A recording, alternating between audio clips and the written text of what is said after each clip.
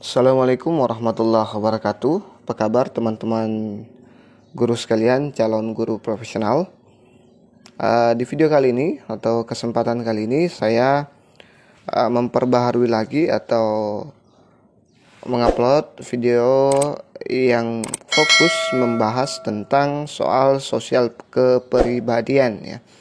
Ini tidak bisa dipandang remeh juga karena soal sosial kepribadian itu juga sangat banyak jumlahnya ya di ujian UP, UKM PPG. Kalau tidak salah kemarin saya soalnya sekitar 35 atau 40 soal ya. Sekitar itu untuk soal sosial kepribadian. Jadi lumayan banyak juga ya teman-teman. Dan perlu diketahui bahwa di setiap ujian UP, kalau sama seperti pengalaman saya kemarin, ujian UP-nya itu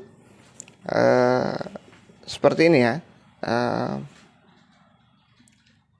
Ini soal yang paling pertama muncul sebelum kita masuk ke kompetensi pedagogi dan profesional ya. Dan perlu dipahami juga bahwa soal sosial kepribadian itu tidak ada yang nilainya 0 ya. Yang ada itu sama dengan TKP. Kalau di CPNS dia ada nilai tertinggi, nilai terendah ya. Jadi agak pasti dapat nilai. Intinya pasti dapat nilai. Cuman itu ada yang terendah dan ada yang tertinggi dan ada yang terendah.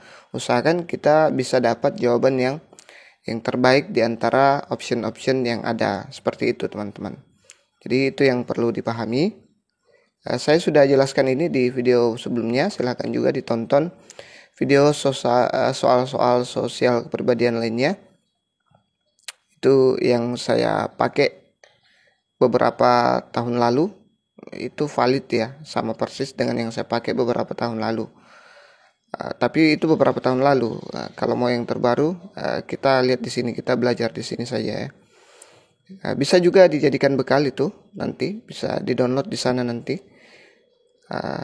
sebagai bahan referensi atau tambahan belajar teman-teman. Baik, jangan lupa subscribe, like, dan bantu share biar saya makin semangat membuat soal-soal atau mengupload soal-soal UP lainnya. Kita langsung masuk ke soal yang pertama. Berdasarkan introspeksi dan pendapat teman sesama guru, pribadi yang mencerminkan saya adalah A. Orang yang sulit untuk mengapresiasi perbedaan cara siswa dalam menyelesaikan soal karena membuat bingung yang lain. B. Orang yang dapat mengapresiasi perbedaan namun hanya untuk hal-hal yang dapat dipahami saja. C. Orang yang bisa menyembunyikan pikiran dan perasaan yang tidak senang terhadap siswa ketika ada perbedaan dalam menilai sesuatu. D. Orang yang dapat mengapresiasi keberagaman dan memiliki kebenaran untuk berpendapat untuk sikap perilaku yang tidak toleran. E. Orang yang terbuka dengan masukan atas prinsip dan keyakinan diri, serta siap mengupayakan kompromi dengan orang lain. Coba dijawab dulu, saya kasih waktu sekitar 5 detik ya, kurang lebih ya. Silahkan dijawab dulu, latihan dulu, nanti baru kita bahas jawabannya. Lihat jawabannya ya.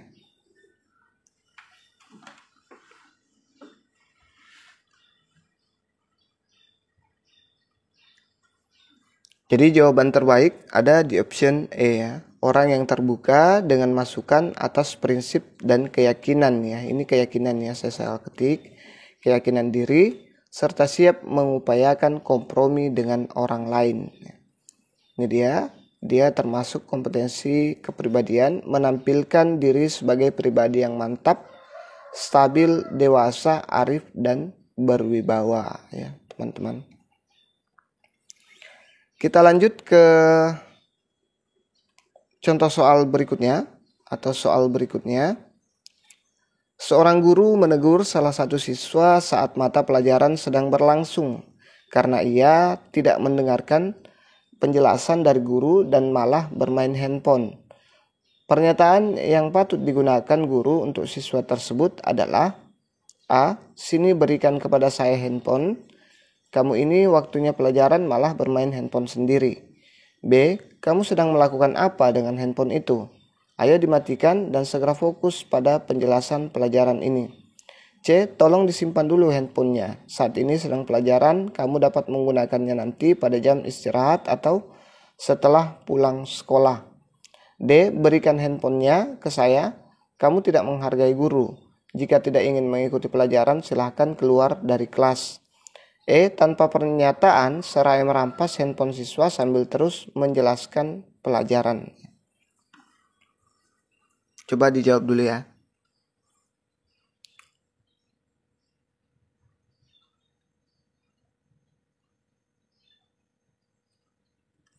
Jadi jawabannya ada di option C ya. Tolong disimpan dulu handphonenya, saat ini sedang pelajaran. Kamu dapat menggunakannya nanti pada saat jam istirahat atau setelah pulang sekolah ya. Kompetensi sosial ya. Ini bagaimana cara berkomunikasi efektif ya. Atau berkomunikasi secara efektif, empatik dan santun ya. Dengan sesama pendidik, tenaga kependidikan, orang tua dan masyarakat. Jadi kita harus tetap santun, tetap beretika, tetap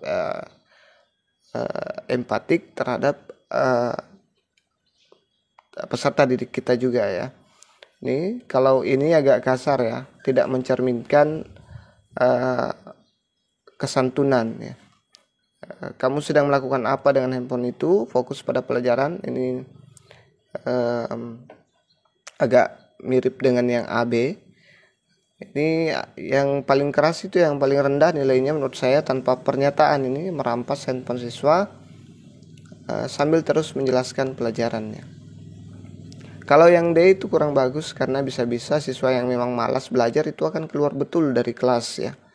Jadi apalagi dengan di hardik seperti ini, itu akan membuat siswa merasa labil ya. Jadi dia akan, apalagi siswa SMP ya.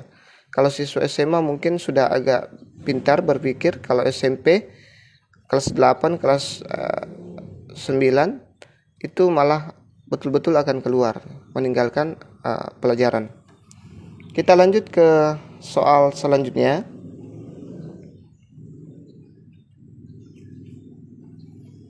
Di sekolah Anda mengajar mayoritas siswa beragama Islam, namun ada juga yang beragama non-Islam ya. Ini sering masuk ya teman-teman, soal yang ini. Ketika memasuki bulan Ramadan, Anda mendapat siswa non-Muslim yang sedang makan di depan kelas ketika teman-teman yang lain sedang menjalankan ibadah puasa. Sebagai seorang guru, apa yang Anda lakukan untuk menyikapi hal tersebut? A. Menasihati siswa agar tidak makan di depan kelas selama bulan Ramadan demi menghormati yang berpuasa. B. Keduanya memiliki hak masing-masing, boleh berbuat sesuai keyakinannya. Ini keduanya. C. Menasihati siswa yang sedang puasa Ramadan bahwa makan dimanapun itu hak mereka. D. Meminta siswa tersebut untuk makan di tempat yang sepi agar tidak kelihatan teman-temannya yang sedang berpuasa. E. Tidak peduli dengan tindakan yang dilakukan siswa tersebut.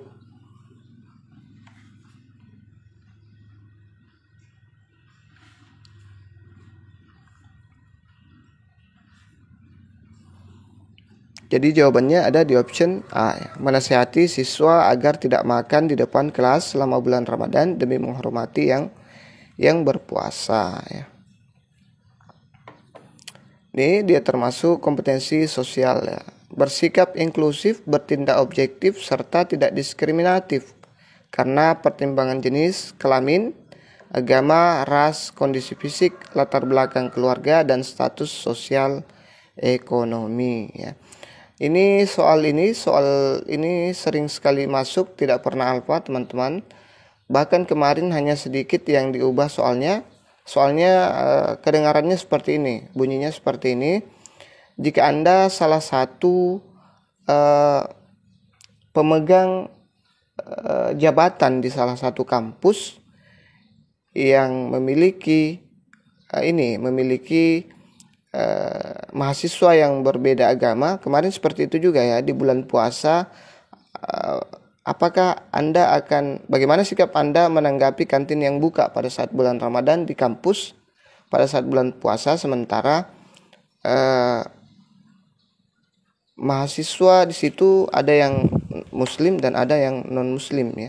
Itu soal terupdate tentang ini perbedaan agama ya. Jadi harus pandai-pandai melihat ya jawaban yang baik, yang mana kira-kira yang terbaik ya. Seperti itu bunyinya. Anda berada sebagai rektor lah misalnya di sebuah kampus, dan di bulan Ramadan ada kantin yang buka dengan alasan bahwa tidak semua mahasiswa itu beragama Islam. Kira-kira apa yang Anda lakukan, langkah apa yang Anda ambil seperti itu ya. Oke, kita lanjut ke soal berikutnya.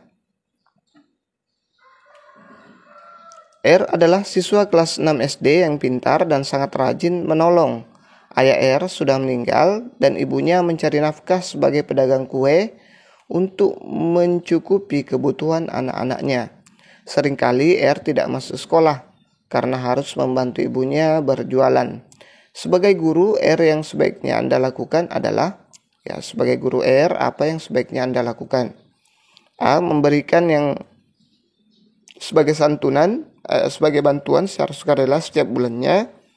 B. Memperbolehkan untuk sesekali tidak masuk sekolah karena memberi kesempatan untuk belajar, menolong orang tua dan bekerja.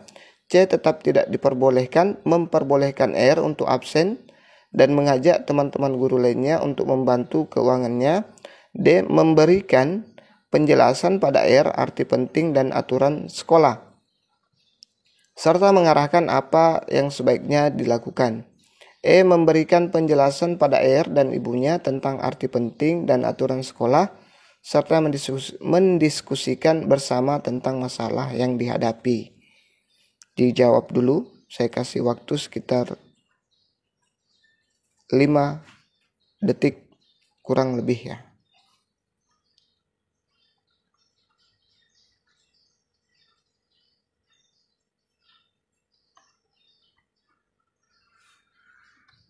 Jadi jawabannya ada di option E, memberikan penjelasan pada dan ibunya tentang arti penting dan aturan sekolah, serta mendiskusikan bersama tentang masalah yang dihadapi ya. Lagi-lagi dia berkomunikasi secara efektif, empatik ya, ini perlu ya, empatik dan santun dengan sama pendidik, tenaga kependidikan, orang tua dan masyarakat. Kalau yang A itu tidak mungkin ya. Jangan pikir bahwa ini adalah jawaban malaikat maka ini yang benar. Kita sesuaikan saja dengan kondisi nyata bahwa tidak mungkin kita bisa memberikan santunan sukarela tiap bulannya ya. Kalau misalnya jumlahnya kecil itu bisa jadi, tapi kalau jumlahnya untuk mencukupi keluarga ini, itu membantu keuangan keluarga ini, itu saya pikir 300-400 ribu itu masih kurang ya. Jadi unlogical atau tidak masuk akal ya. Jadi hati-hati. Oke. Mudah-mudahan dipahami ya. Atau perlu saya jelaskan satu-satu? Saya pikir teman-teman bisa ya. Ini juga ada di soal-soal sebelumnya yang sudah saya bahas lebih rinci ya di situ. Ini tinggal merefresh saja. Kita lanjut ke soal berikutnya. Seorang guru mendapati beberapa siswa yang belum selesai mengumpulkan tugas pada tenggang waktu yang telah diberikan dikarenakan banyaknya tugas yang menumpuk dari mata pelajaran lain. Jika seandainya Anda sebagai guru, apa yang Anda lakukan? A. Memberikan fasilitas untuk berdiskusi dan mengajarkan pada siswa tentang bagaimana cara mengatur waktu dengan baik serta bertanggung jawab pada tugas yang diberikan. B. Mendorong siswa untuk segera menyelesaikan tugas secara maksimal dengan menyampaikan perkembangan siswa yang sudah dan belum mengumpulkan. C. Memberikan toleransi tambahan waktu agar siswa yang belum mengumpulkan tugas dapat menyelesaikan tugasnya. D. Tetap meminta tugas yang telah diberikan dengan sanksi nilai sesuai dengan tugas yang dikerjakan sebagai upaya untuk memberikan efek jera pada siswa. Menolak tugas yang dikumpulkan melewati batas waktu agar tidak mengingkari kesepakatan yang sudah disepakati. Jawab dulu ya.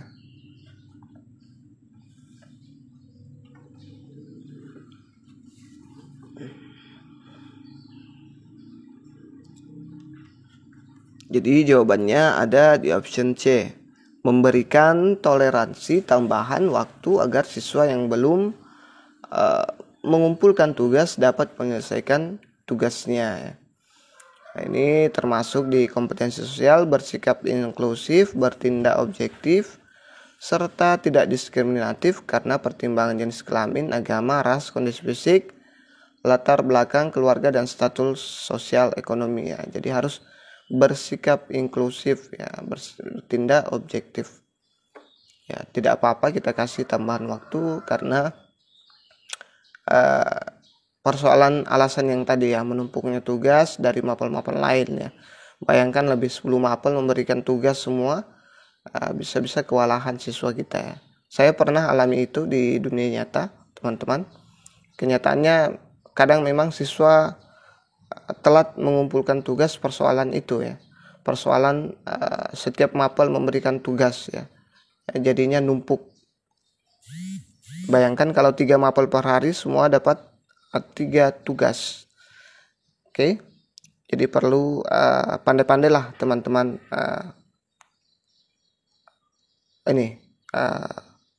memberikan toleransi terhadap siswa. Kalau terlalu keras juga siswa bisa stres nanti ya. Oke, kita lanjut ke soal berikutnya. Sekolah Anda pada akhir libur semester mengadakan study tour keluar kota selama 3 hari. Dan Anda menjadi salah satu guru pendamping kegiatan studi tour itu. Sesuai rencana, rombongan studi tour akan tiba kembali di sekolah hari Minggu sore pukul 17.00 karena hari Senin adalah hari pertama masuk sekolah. Tetapi karena sesuatu dan lain hal, rombongan yang baru tiba kembali ke sekolah hari Senin pukul 3 pagi, beberapa guru berencana untuk izin tidak masuk pada hari pertama karena kelelahan. Apa yang Anda akan lakukan? A. Tetap masuk sekolah meskipun tidak seharian penuh sebagaimana hari-hari biasa. B. Tetap masuk sebagaimana hari-hari biasa meskipun banyak guru yang izin. C. Menyarankan kepada para guru yang berencana tidak masuk untuk tetap masuk sekolah. D. Menyampaikan kepada kepala sekolah agar menghimbau para guru untuk tetap masuk ke sekolah. E. Menyarankan kepada peserta didik yang ikut studi tour untuk tetap masuk sekolah. Coba dijawab dulu.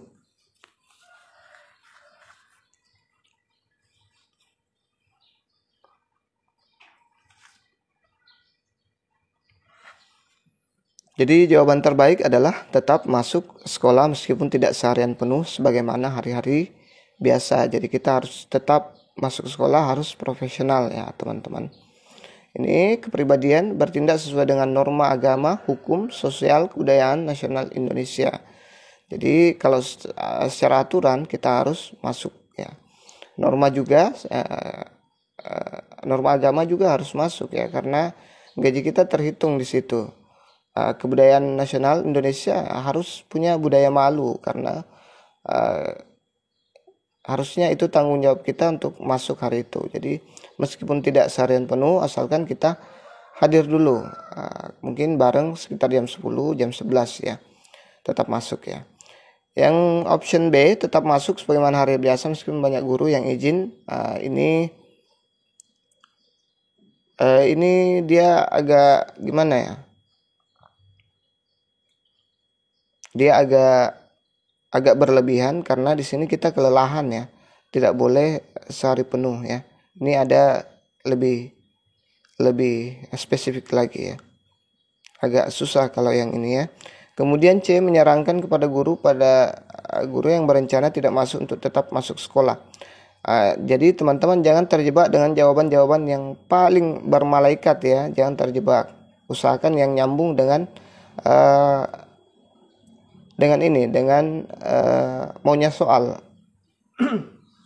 Jadi jangan terlalu berlebihan ya dalam menjawab. Ini sama dengan soal sosial soal TKP di CPNS. Jadi tidak boleh yang lebay-lebay juga ya, terlalu jauh dari apa yang diinginkan soal ya. Ini yang C menyarankan kepada guru yang berencana tidak masuk untuk tetap masuk sekolah. Ini tidak boleh ya. Ini juga melanggar norma. Ini aturan. Kita ini sejawat dengan teman guru. Jadi kita bukan kepala sekolah yang menyarankan kepada guru atau memberikan instruksi atau sebagainya ya. Ini tugasnya kepala sekolah. Kemudian yang D menyampaikan kepada kepala sekolah agar menghimbau para guru untuk tetap masuk sekolah. Ini apalagi? Ini memerintah kepala sekolah ini. Lebih tidak beradab lagi nih. Kepala sekolahnya yang disuruh untuk menghimbau para guru untuk tetap masuk sekolah, lebih parah lagi ya, jadi jelek ya. Yang menyarankan kepada peserta didik yang ikut study tour untuk tetap masuk sekolah. Ini bisa jadi ya, ini bisa jadi. Tapi jangan sampai kita yang tidak masuk sekolah ya. Setelah menyarankan peserta didik, ujung-ujungnya kita yang tidur ya. Jadi yang ini dulu lah, kita dulu yang masuk. Kalaupun memang tidak mampu seharian penuh, kita cukup setengah hari saja, seperti itu ya teman-teman. Dipahami ya. Kita akan lanjut di soal berikutnya nanti di video berikutnya. Tolong berkomentar, beri masukan apakah saya harus jelaskan per option ini atau saya kasih saja garis-garis besarnya yang seperti ini ya teman-teman. Ada juga di 2020 sudah saya jelaskan seperti ini per option. Jadi teman-teman bisa lihat. Kalau teman-teman ingin nambah nambah ilmu, perbanyak ilmu, lihat juga soal sosial kepribadian. Ada 2 paket di situ yang saya upload di 2019, karena soal UP itu dia dicampur ya dari tahun-tahun selanjutnya ke selanjutnya ya. Kemarin itu soal-soalnya ada yang 2017, 2018, dan ada juga sedikit dari 2019. Jadi itu digabung-gabung di soal-soal UP itu ya teman-teman. Jadi jangan bilang kalau soalnya sudah usang, sudah 2019, 2020 misalnya, itu malah tidak dipakai. Pakai ya, karena itu digabung-gabung seperti pengalaman saya kemarin. Dan soal UP yang 2019 itu adalah soal UP yang benar-benar masuk waktu saya UP kemarin ya. Jadi tidak apa-apa dijadikan bekal. Oke, itu saja dulu. Semoga sukses UP-nya tanggal 7, 8, 9 nanti. Assalamualaikum warahmatullahi wabarakatuh.